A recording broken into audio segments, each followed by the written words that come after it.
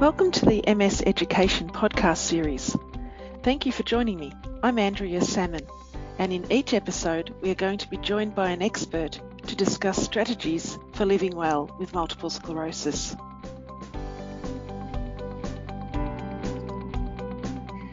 Today we're talking about the impact of temperature when you have multiple sclerosis, and in particular the impact of heat. I know from my time working here at MS that some of the thinking has changed on this over the time.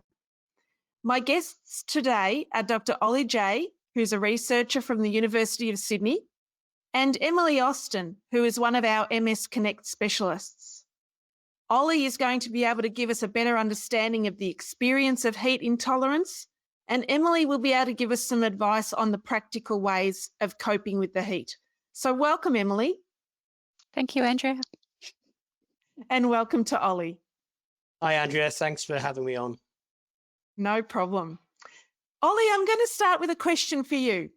We hear all the time, and particularly as summer approaches, from people with MS that their symptoms are worse during summer or when they get hot for some other reason. Is that really true, or are they just imagining it? Well, that's a great question to kick us off, Andrea. It's certainly not imagined. It's very real. There is a phenomenon called Uthoff's phenomenon, which was found in the late 1800s, where people with multiple sclerosis were exposed to a hot stimulus. In that case, I think it was a hot water bath. And they found that the symptoms that MS patients or individuals with MS experienced, they got worse with this heating. And then what they found is that when they took the heat stimulus away and they cooled down, those symptoms kind of went away. So it exacerbates or temporarily worsens the symptoms that a person will have associated with their multiple sclerosis. But the good thing is that it is reversible. So the effect of extreme heat or body heating on symptom worsening is transient. So that's why it's something that we can work with, and it's something that we can try to find solutions for. So it's very much a very real thing. It's something that we can measure. And some of the work that we do in the thermal ergonomics laboratory at the University of Sydney in the Faculty of Medicine and Health strives to do that and systematically assess the way in which we can actually help people with MS cope better during hot weather. So what's actually happening when they have this experience of heat intolerance, when they have that exacerbation of all their symptoms? Because we do hear that. That's right, yeah. Well, I think the technical term is a temporary worsening of symptoms. So a good example, a common symptom, MS symptom, of course, is that of fatigue. So the typical experience might be is that they're exposed to, they might go outside on a hot day and they might be physically active. And after a short period of time, their body temperature will heat up a little bit. And then all of a sudden they'll be overcome with extreme sensations of fatigue, tiredness. Some people have problems with their eyes. So with eye tracking, and they have blurred vision. If that's a particular symptom that a person with MS has, then that will become worsened. So basically, any kind of symptom that is associated with MS, often they get basically these flare-ups of these symptoms. But again, the good thing is that it does go away. So if you're exposed to this hot environment, the trouble is it can kind of be incapacitating. So there's a good story that my colleague at Southern Methodist University in Texas tells me. He's an expert on multiple sclerosis and Uthoff's phenomenon. His name is Associate Professor Scott Davis. He tells me the story of a patient that they had in their clinic where it's in Dallas, it's very, very hot, much like it is in Sydney. And this patient basically left his house, got into his car, drove out of his driveway, and then ended up driving through the front room of the house across the road. And the reason for that was during the time that it took him coming out of his house on a hot day, gets inside his car. That's how quickly this onset of Uthoff's phenomenon happened.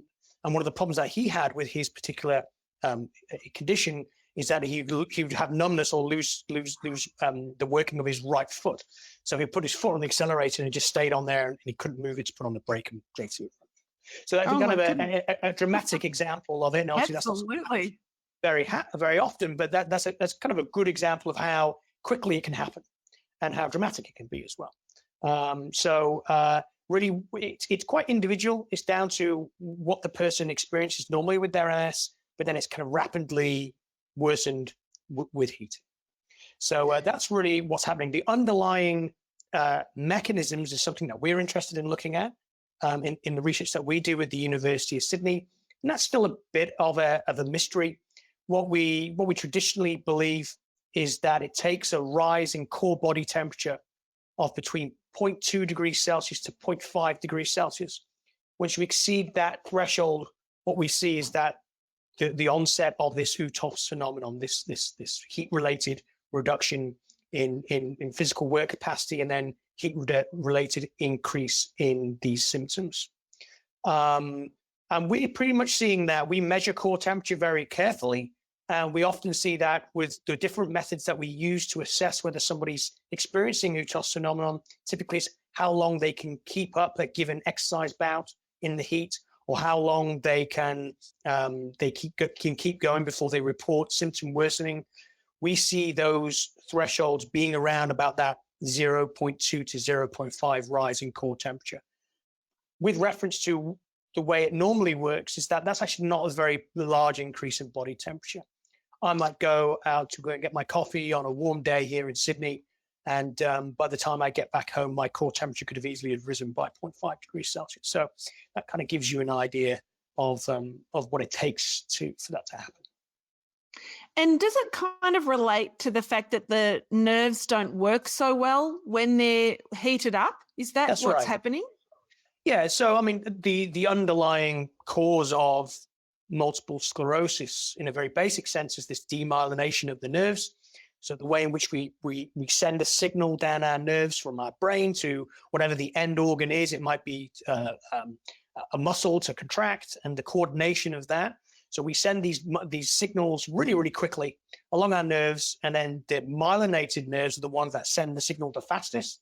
The reason they send it the fastest is because you've basically got this tissue called a myelin sheath that is wrapped intermittently around a nerve. And what that does, it helps the signal basically skip along the nerve really quickly. So if you have a demyelination, so damage to those myelin sheaths, it interrupts that skipping, and sometimes it slows down what we call the propagation of a signal going down a nerve, or in some cases it basically stops it. And it happens intermittently, depending, because not all nerves are uniformly damaged by MS in the same way. So what you see is some are interfered with, some are not, and that can kind of end up kind of messing around with coordination and other things, depending on the nature of it. So, and then obviously the heat exposure then worsens that problem. Now, why that is, we really still do not know. One thing we do know is that there is some, say, modulation.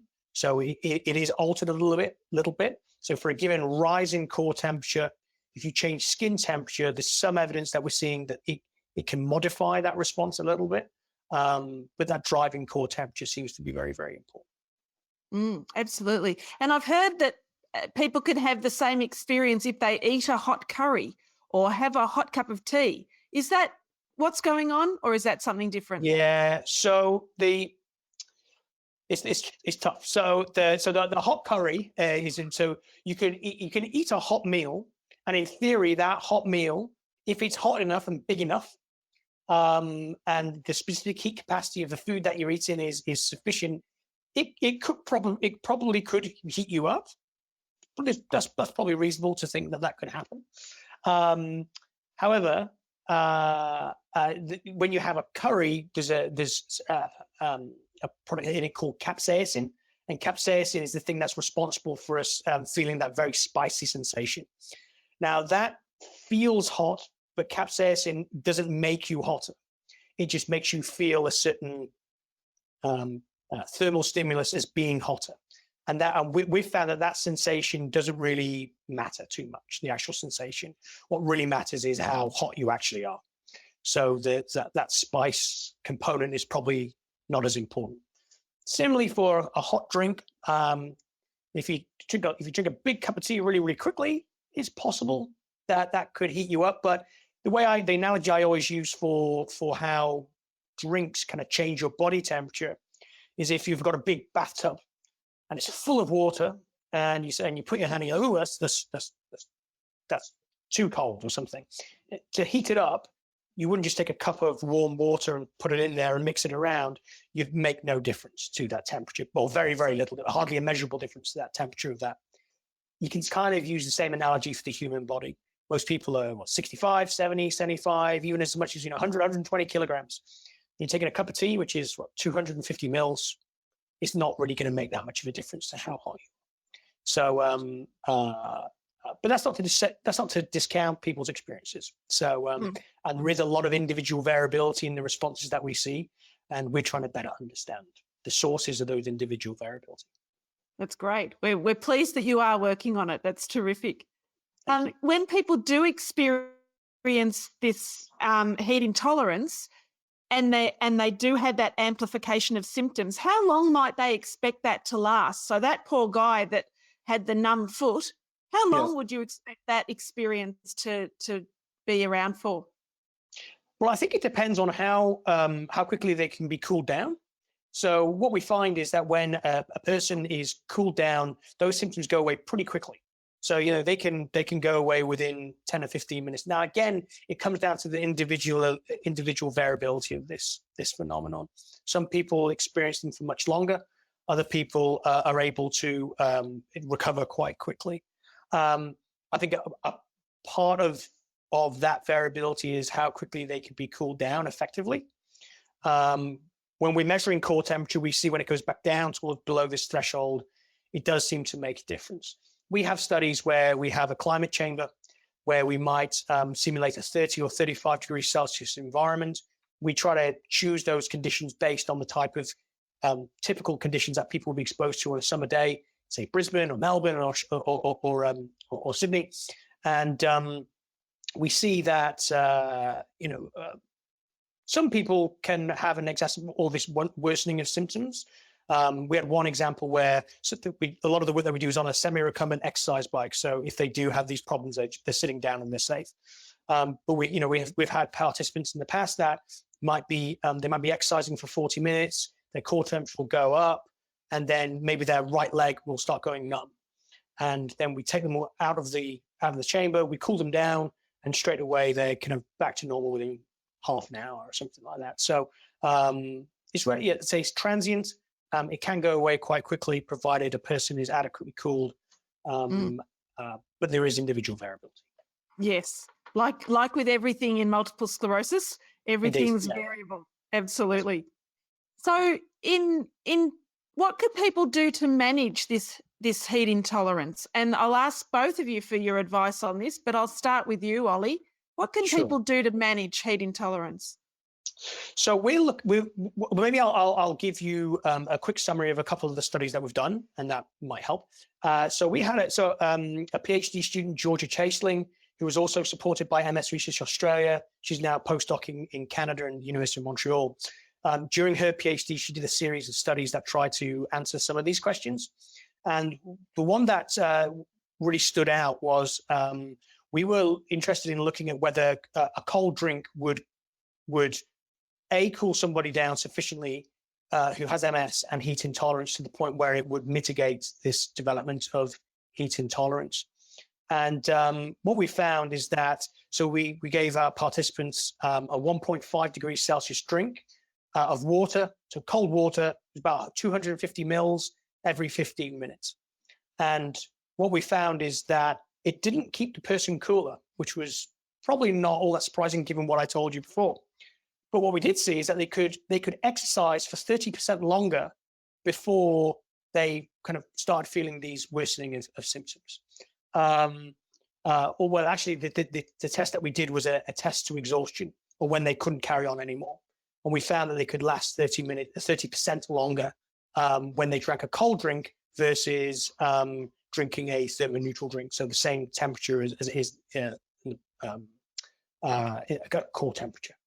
But what's interesting about that is the way in which we believe Hutos phenomenon to work is that we think it's all to do with the rising core temperature, but the rising core temperature was the same, yet the heat intolerance was improved. So that indicates that there is some extra kind of neurological input from temperature sensors, probably in the gastrointestinal tract or in the stomach or something like that, that might be participating. So in a very simple answer to your question, drinking cold water does seem to work. However, it doesn't keep you cooler, and I think that's an important thing. An important question was whether our participants then felt worse afterwards. So it didn't, the cold water ingestion didn't keep them cooler. They were able to last for longer, but was there any kind of flow-on effects of doing that extra work? And we didn't find any evidence of that yet. So that seems to be a reasonable approach for people to take.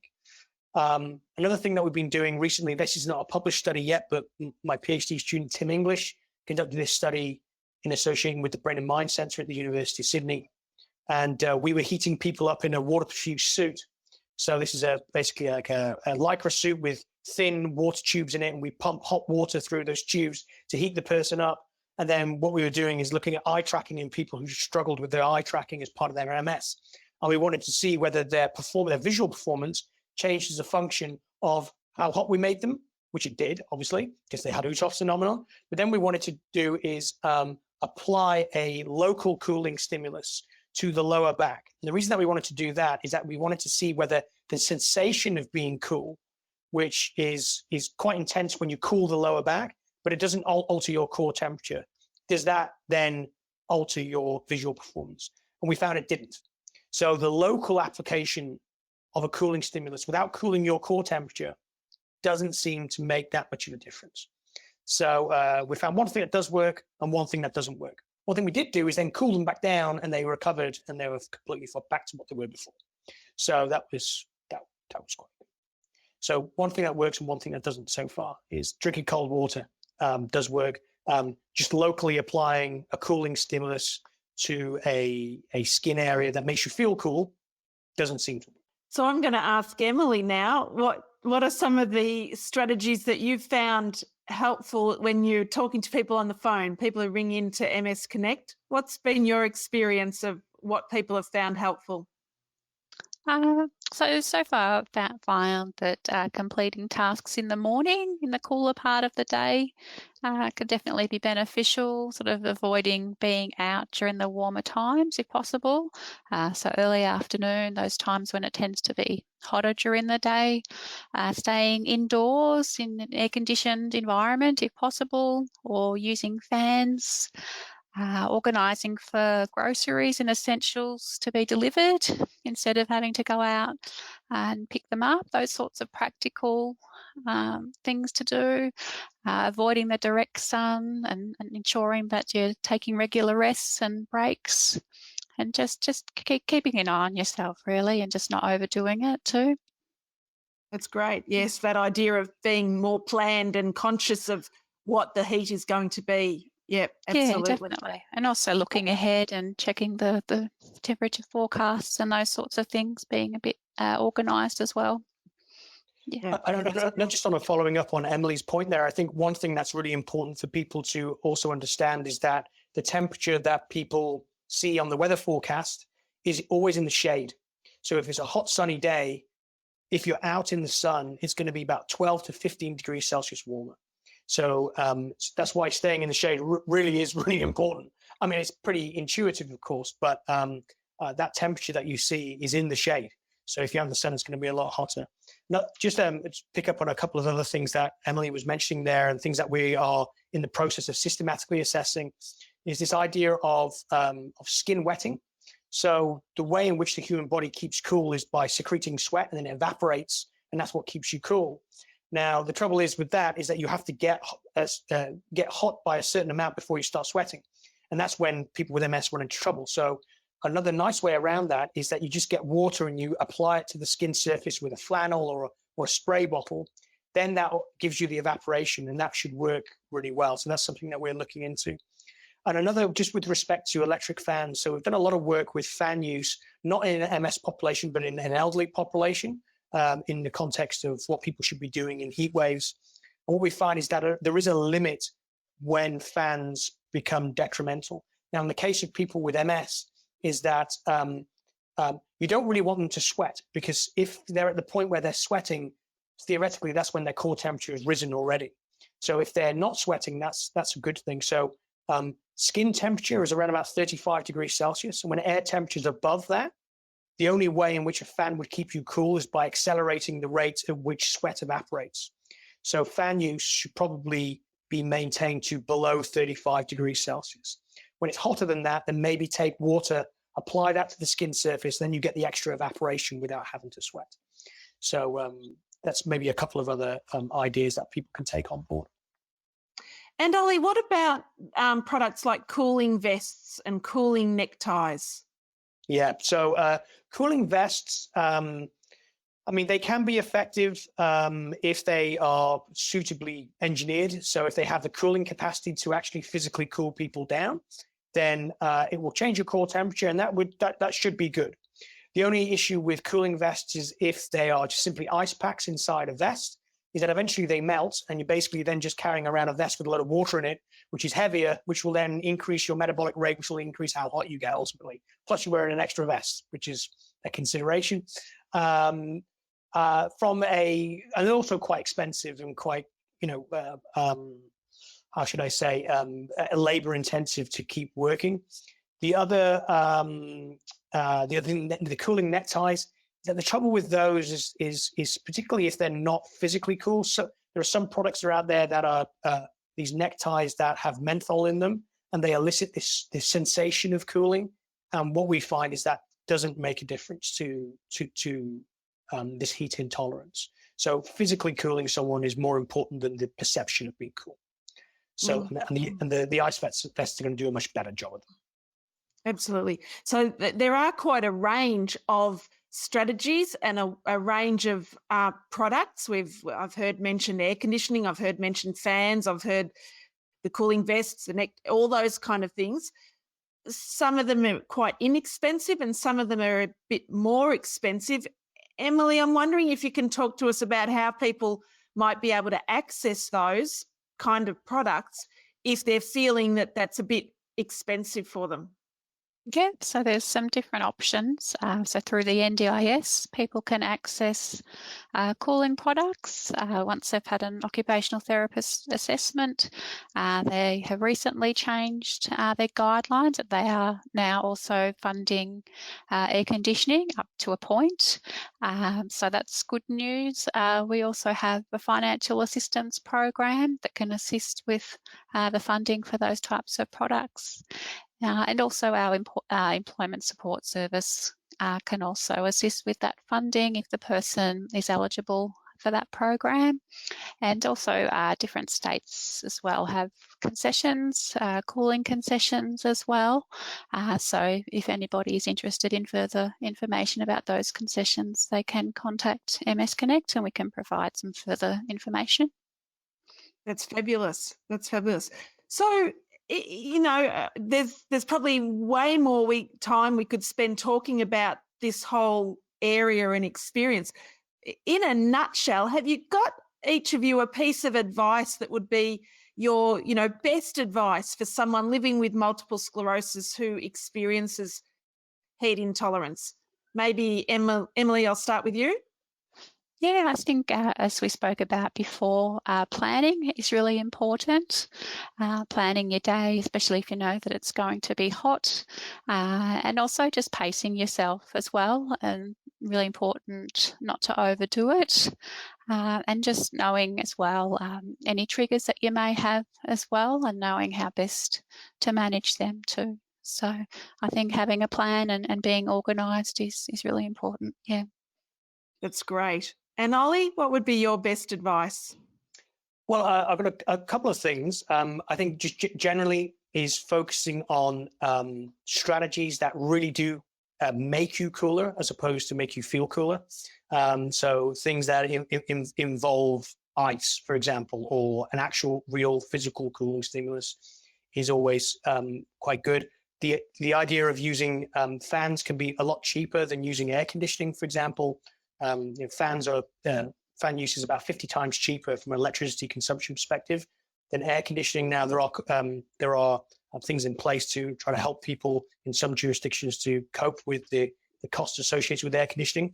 But one thing I'll just quickly share with you is a study that we've done quite recently, which is not necessarily focused on people with MS, but just in general, is that if we move the air inside a room with think devices like electric fans, what it will do is that it increases the temperature at which you become thermally uncomfortable. So when you start feeling uncomfortably warm.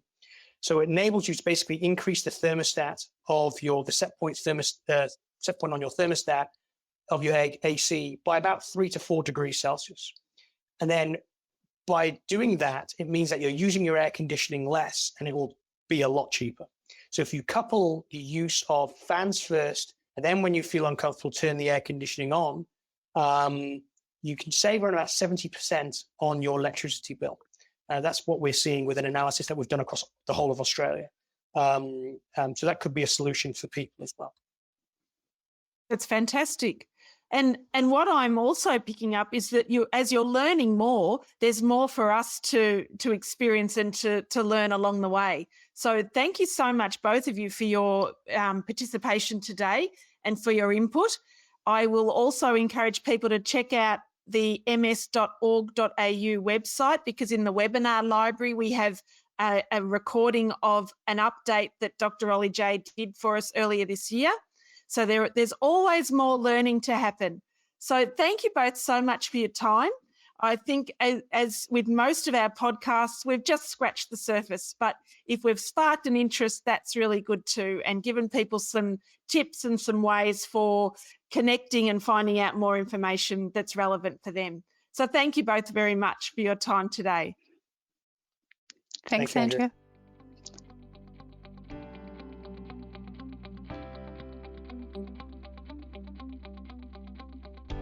For more information on anything that we have covered today, please get in touch with MS Connect on free call 1800 042 138 or email msconnect@ms.org.au.